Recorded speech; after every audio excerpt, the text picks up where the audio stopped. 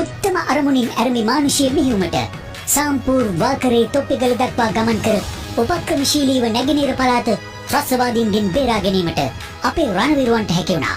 ඉන්පසු යුද හමුදාව වන්නේ කොටි ග්‍රහණයෙන් බේරා ගැනීමේ සටන දියත් කළා. එකී සැලැස්මට අනුව වවුනියාවෙන් මන්නාරමෙන් හා වැලියෝවෙන් බලමුළු 3ක් ලෙස ඉදිරියට යාමේ වගකීම 57, 58 සහ 59 සේනාංක වෙත භාර කෙරුණා.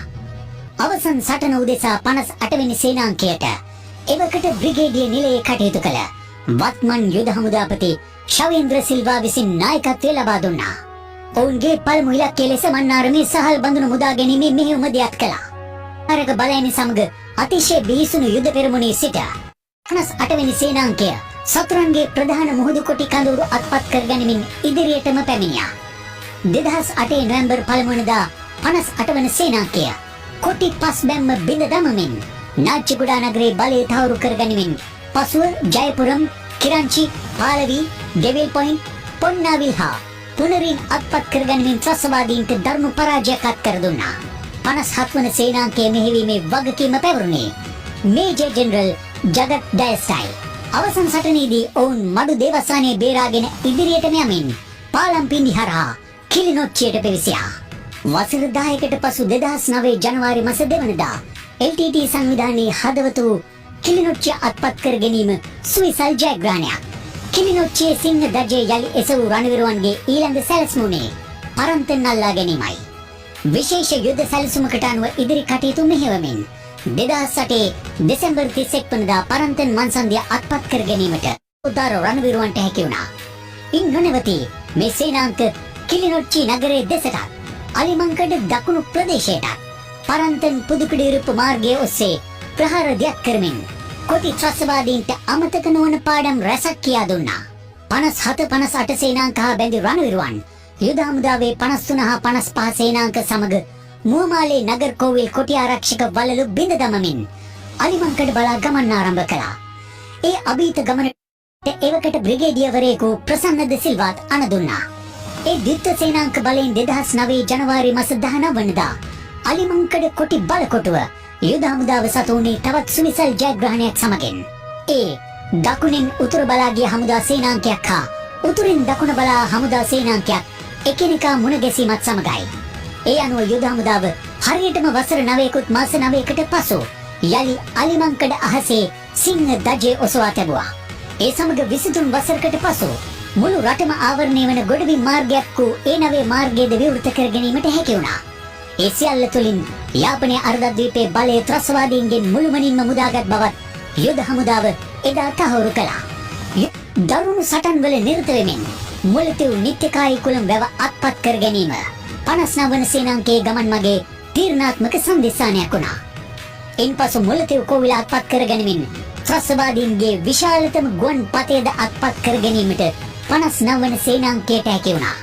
මුලතිව් නගරය වටා බැඳි සියලු බාධා බිඳ දමමින් 59 වන සේනාංකයේ මුලතිව් නගරයට උපක්‍රමශීලීව කඩා වැදුනේ මෙලෙසින් වේලුපිල්ලේ ප්‍රභාකරන් මහා වීර දිනේ සැමරූ ස්ථානයේ සේම කොටින්ගේ මහගෙදර වටා වූ මුලතිව් මුහුද එදා ත්‍රස්තවාදීන් විසින් අවි ආයුධ නැව් පිටින් බාගත් සානයි මේ.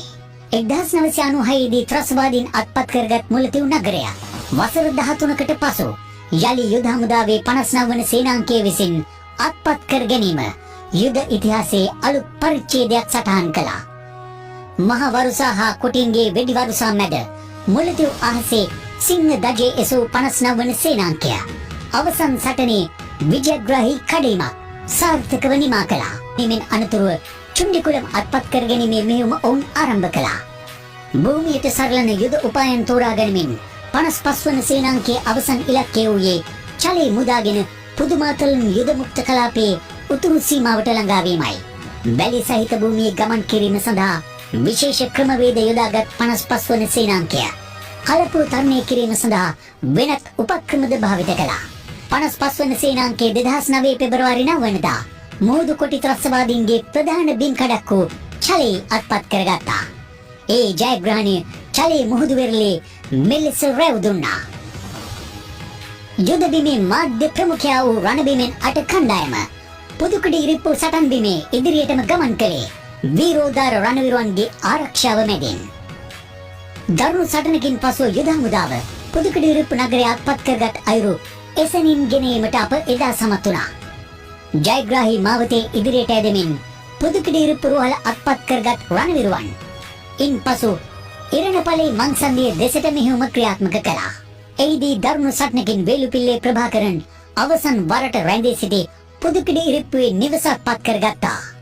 පුදුකඩිරිප්පු ජයගත් 58 වන සේනාංකය ලොව විශාලතම ප්‍රාණ අපකරුවන් මුදා ගැනීමේ මෙහෙයුම ක්‍රියාත්මක කළා. ඒ අනුව රණවිරුවන් අප්‍රේල් 19 වනදා රාත්‍රියේ යුද මුක්ත කලාපයට පැති 3කින් කඩා වැදුණා.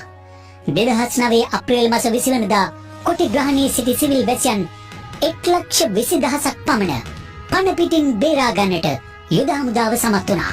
යුද මුක්ත කලාපයේ සිට කොටි වෙඩිවරුසා මැද නන්දි කඩාල් කලපුව තරණය කරමින් පැමිණි සිවිල් වැසියන් රණවිරුවන් බේරාගත් අයුරින් මේ. ඉන්පසු යුද මුක්ත කලාපයේ ඉතිරි වුණේ ප්‍රභාකරන් ඇතුළු අවසන් කොටි කණ්ඩායම පමණයි. 2009 මැයි මාස 19 වනදා හමුදා ප්‍රහාරයකින් මැරී වැටුණු කොටි නායක වේලුපිල්ලේ ප්‍රභාකරන්ගේ මලසිරුර නන්දි කඩාල් කලපුවේ යුද හමුදාවේ 53 වන සේනාංකයේ බටපිරිස් විසින් සොයාගත්තා. මුළු ලෝකයම එදා පළමු වරට ස්වර්ණ වාහිනියෙන් දුටු ප්‍රභාකරන්ගේ මලසිරුරයි මේ. එදා ඝාතකයාගේ අවසානයත් සමග අපේ වීරෝදාර රණවිරුවන් නන්දි කඩාල් කලපුවේ සිට මෙලෙස ජයഘോഷා කළා. ගුවන් හමුදාව මිග් කෆීර් F7 යානා බලගන මෙන්ම MI-24 ප්‍රහාරක හෙලිකොප්ටර් යානා යොදා ගැනීමෙන් කොටි ත්‍රස්තවාදීන්ගේ බලතුරු රැසක් විනාශ කළා. නාවික හමුදාවද අපසන් සටනේ වීමට සුළුසල්ලි කොටි ත්‍රස්තවාදීන්ගේ පාවෙන් අවිගබඩ රැසක් විනාශ කිරීමට නාවික හමුදාව හැකියි. හමුදාව සමග පොලිස් විශේෂ කාර්ය බලකායද ත්‍රස්තවාදීන් විනාශ කිරීමේ මෙහෙයුමට සිටියා. නිරවදි නායකත්වය ජයග්‍රහණය කර පියනැගීමට ඉවහල් වුණා. ඒකබේ රාජපක්ෂ මහතා සහ ඒකද ශ්‍රීලංකාපතිවරු ලෙස කටයුතු කළා. ඒකපු ජනතාවගේ ෆීල්ඩ් මාෂල් සහ ෆොන්සේකා ඒකද නහදාපති marshal of the air force ඔෂායි ගුණදේව ඉතාලි නාවික හමුදාපති අඩ්මිරාල් වසන්ත කරන්නාපුඩ යන මහතුරුන්ගේ උදාර කැපවීමට අවසන් සටනේ විජයග්‍රහණයට හේතු